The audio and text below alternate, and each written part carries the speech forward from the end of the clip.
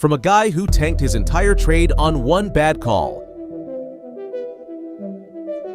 to another who let FOMO push him straight into a loss. These are the classic beginner trader mistakes you'll want to dodge, starting with overtrading. Overtrading is the kind of move new traders make out of nowhere, just based on the movement of the candles. For example, when a candle goes down after hitting resistance, they set the target bar low to make some quick money, but it ultimately doesn't help, because the breakout point doesn't tell the whole story, and the candles can shoot back up within seconds. That's where major losses happen. Take this guy's trade, for example. He only made the mistake of setting his target too low, which ultimately backfired.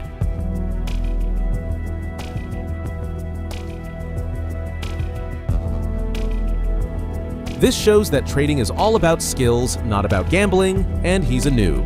SMC, Smart Money Concepts.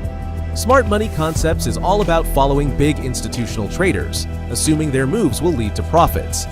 But it's tricky. By the time you spot their move, it's often too late. The market can be manipulated, and trying to track smart money can quickly turn into a trap. Example, take this trader for instance. He tried to predict the market based on past activity, but that's where things went wrong. After a big drop, he assumed the market would bounce back and made the mistake of following the trend too soon. It backfired badly.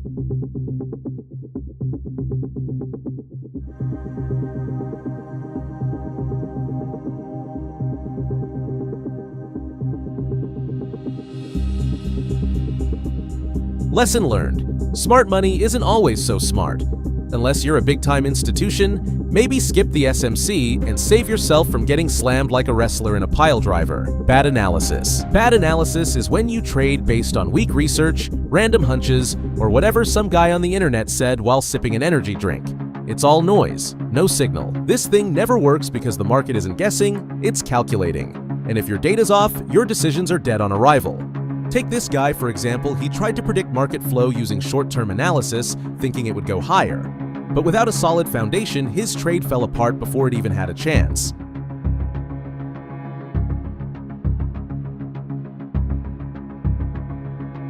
And this is where things took a turn.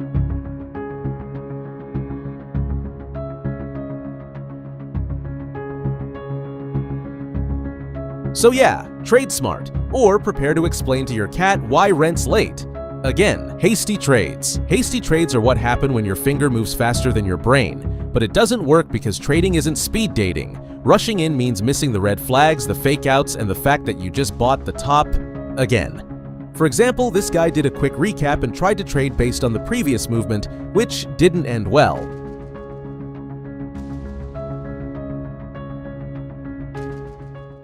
But after failing this time as the market moves into an uptrend, he expected it to go higher like previous trends, which once again proved him wrong.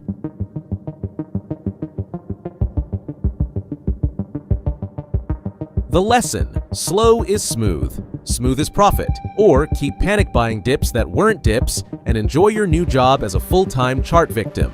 FOMO trading. Fear of missing out. AKA FOMO trading is when you see a price pumping and your brain screams, buy now or cry forever. So you dive in, late, loud, and totally unprepared. For example, after seeing the huge uptrend, this guy thought he was going to miss out on big profits and jumped into the trades. And this is where things went wrong.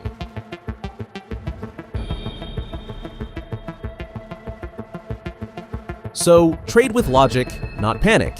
Or keep chasing rockets that already left the launch pad, without you on them. Bad prediction. Bad prediction is when a trader thinks they've cracked the code, until reality smacks them with a stop loss. But instead of accepting it, they double down, thinking it has to go up now. But it's a mistake because the market doesn't care about your feelings. It's not waiting for your comeback, it's busy breaking your confidence. Take this guy, for example, who started selling his trades as the market was going down, which didn't end well.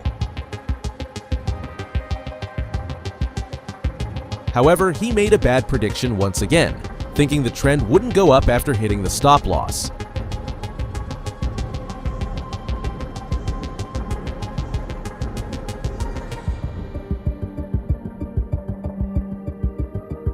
Lesson learned: predict less, react more. Or keep treating the charts like a wish list and get served another helping of humble pie. Impatience in trading.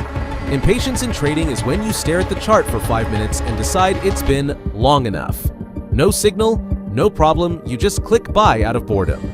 But if you're trading out of restlessness, you're not a trader, you're a gambler in a hurry. Just like this guy right here who threw all his money into a trade out of impatience, only for the market to slam the brakes and go the other way. This is why you should chill. The market isn't going anywhere, but your money sure will if you keep treating every candle like a countdown. Falling for the trap. Not spotting the trap is classic rookie pain.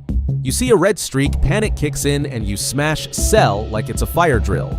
But when you zoom out, the market was just breathing before the real move up.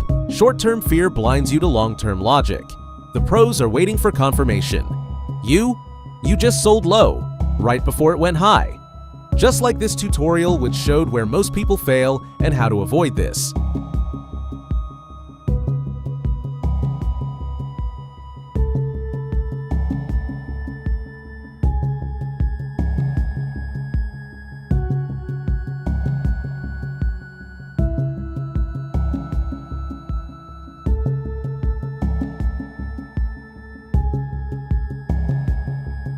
So, patience isn't boring, it's profit.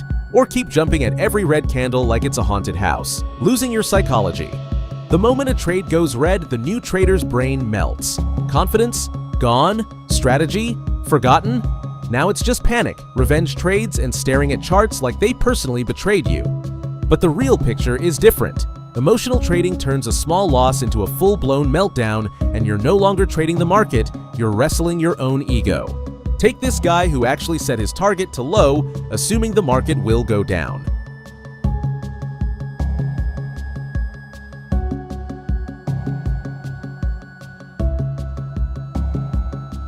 But as soon as things slowed down, he lost patience and jumped into the uptrend. Desperation trading that didn't help him one bit.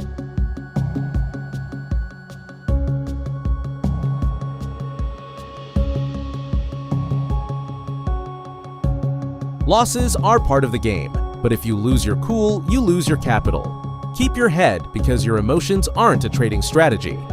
Ignoring selling pressure.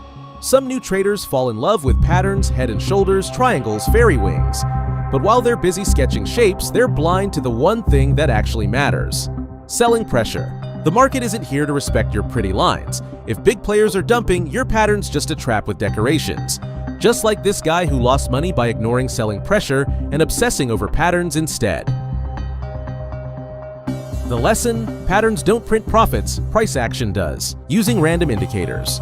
Random indicators are a rookie's favorite toy. RSI, MACD, Fibonacci, and many more are there. But without real understanding, it's just chart clutter because mixed signals lead to mixed results. One says buy, the other screams run, and you're left confused and broke. Just like this next guy who jumped into using indicators without even testing them first.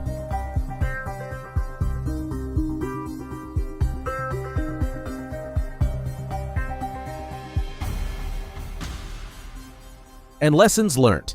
Trading against the trend. Going against the trend is like swimming upstream during a flood. You're not brave, you're just begging to drown. Why is it bad? Because trends exist for a reason. Fighting momentum with hope isn't strategy, it's self-sabotage. And this video right here perfectly shows how newbie traders fall into the same trap again and again. Example, right? And traders that are beginners, they're looking for reversal trades and they see this horizontal level right here. Okay, so they're saying, okay, this is a key resistance level. I'm going to take the trade. And so they take the trade, and what happens? Boom, stopped out, right? And we talked about that a little bit in last week's video about getting stuck with this, right? So the first thing is you can easily get stopped out on horizontal trend lines. But if you're trading in the direction of the overall trend. So the bottom line, the trend is your friend until you ignore it. Then it's your worst enemy in a green candle disguise. Taking too much risk without prior knowledge. Jumping into risky trades without knowing what you're doing is like diving into shark-infested waters with floaties. It's reckless, dangerous, and a fast track to disaster. Trading isn't a game of chance, it's a calculated battle. While some thrill seekers love to bet big on a whim, in real trading that's an instant recipe for wiping out your account. Just like how he explains it here. Say, okay, the breakout, look at this big huge bar. See this big bull candle? It's like, man, this thing's going, I need to get in on it. It's the fear of missing out is screaming, and you're like, this is gonna go, we're having all the way up here, right? I get it. You need to trade small, because what happens is, if you trade big, you get reversed, and the next thing you know, you're like, oh, I don't wanna take that loss, it's too much money. It's too much money, I don't wanna take this here. So what do? You move your stop. Big no-no, big no-no. And then the next thing you know, you're trading even more, and then we see the reversal candle and it's going, and you're like in a lot of pain. And so rather than dealing with it, you just let the account take you out. You end up blowing your whole account. Now you go through all this emotional pain, emotional baggage. So if you're risking it all without a clue, you might as well hand your money over and wave goodbye to your bankroll. The M pattern doesn't work in a downtrend. The M pattern is supposed to signal a top, but trying to trade it in a downtrend is like using a map upside down. You're lost before you even start. Even though it looks neat on charts, but in a strong downtrend, it's just a fancy way to get caught on the wrong side. Just like this guy who tried to trade the M pattern during a downtrend and paid the price for it.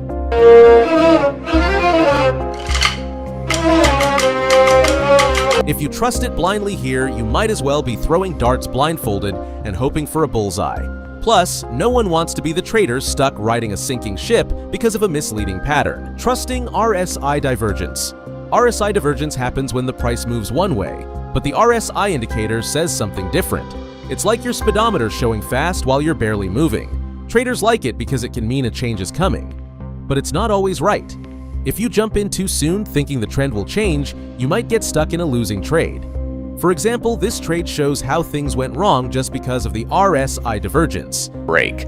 Listen, when a price is trending down, right? And you're creating lower lows constantly lower lows, constantly lower lows, and on the RSI, you're making higher lows. This is a trending market, and you're trying to fight a trending market. You need to wait for the trend line of the trending market to break before you get into a divergence trade. What that looks like is this. We have a trend line. We have lower lows. We have higher lows on the RSI.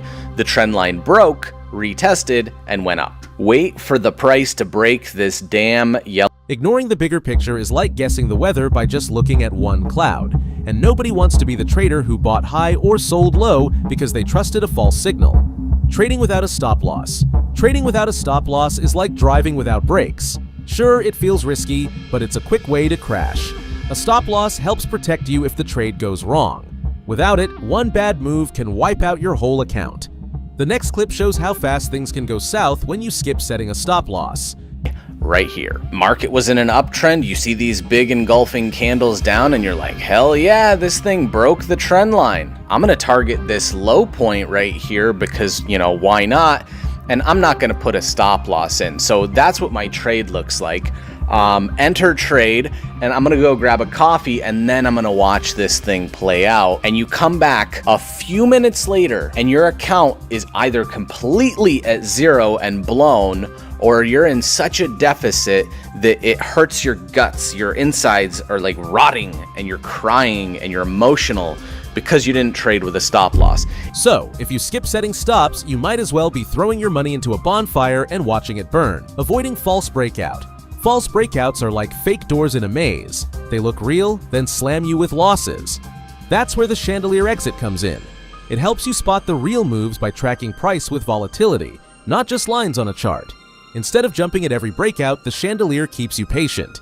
It waits for price to break and stay above a certain level before giving the green light. For example, we find some key points that are great levels to make a support and resistance. Once we set our trend lines, we wait for a momentum candle to break through our resistance. One candle breaks the line, but it does not have a big enough body to be considered a momentum candle. So we wait for 2 more green candles. Once we see the 3rd green candle, we enter the trade. We then put our stop loss below the resistance line and set our take profit to a 1.5 ratio. We then wait for the price to hit our take profit, then we sell half of our shares. After we sold half of our shares, we move our stop loss to our old take profit mark. Then we turn on the chandelier indicator. We then wait to sell the other half of our shares until the chandelier indicator turns colors. Once it does, Use it right and you'll avoid chasing fake pumps and getting trapped, because no one wants to be the trader who bought the breakout right before the breakdown. Relying heavily on past performance. Relying too much on past performance is like assuming your high school glory days will win you a medal today. Just because a setup worked before doesn't mean it's still the golden ticket. Just like this video shows, past performance isn't always enough to guarantee success in the market. Now they pull back down. Now people say that, oh, this is maybe the copy handle pattern. They back out, they will go up higher. But it's not the case. The market go the other way and pull back down. So when the market pull back down, people think, oh, this is a wet. When they break this way here, they go down to short. But now the market make another wet here. People thinking, okay, now if it break this level here, I'm going to short. They will go lower. But the market go the other way and go higher. So you can see that, you cannot rely too heavily on the past performance. The markets change. Conditions shift. What worked last month might fail miserably today. Blindly copying past trades is more guesswork than strategy. Triple tap pattern. The triple top pattern looks like a strong reversal, 3 peaks hitting resistance and failing to break through. It's supposed to scream sell, but only if it forms in the right conditions. The problem? New traders spot 3 humps and jump the gun, but without volume drop or a solid neckline break, it's just a bumpy ride to nowhere.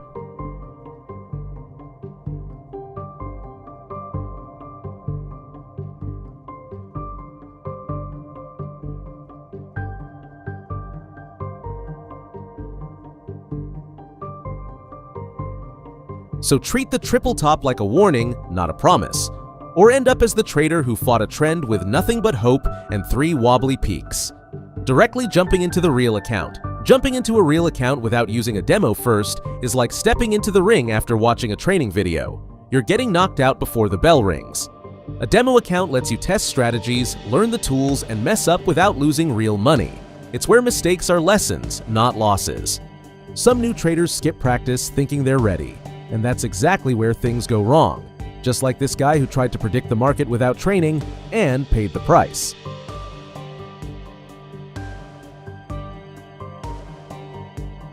So yeah, train in the demo gym before you fight with real cash, because no one wants to be the trader who blew their account just to see what happens.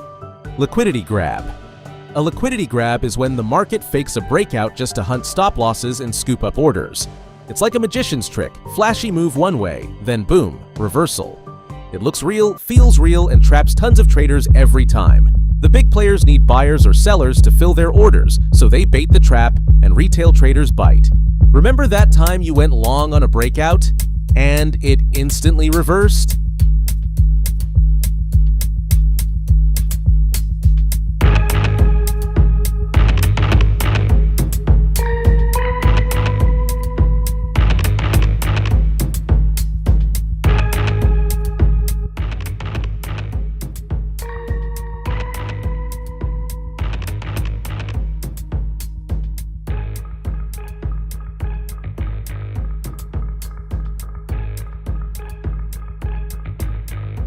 Yeah, that wasn't momentum. That was your stop feeding a whale.